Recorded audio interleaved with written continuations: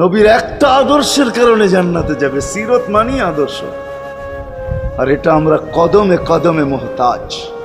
কেননা এই ছোট জীবনটা যদি গ্রহণযোগ্যতা পর্যন্ত পৌঁছাইতে হয় আল্লাহর কাছে, চাই নারী হই, চাই যুবক হই, চাই বৃদ্ধ হই, যেই মানুষই হই না কেন, যেখানেরই হই না কেন, যেই বাসারই হই না কেন, যেই বর্ণেরই হই না কেন, যেই পেশারই হই না কেন, যেই সোসাইটিরই হই না কেন, এই জীবনটাকে যদি গ্রহণযোগ্যতা পর্যন্ত পৌঁছাইতে হয় কার কাছে? দুনিয়া আলাদের কাছে না, মালিকের কাছে, যিনি এক ফোঁটা পানির থেকে অস্তিত্ব দিছেন, যার কাছে আবার আমাদেরকে ফিরা যেতে হবে।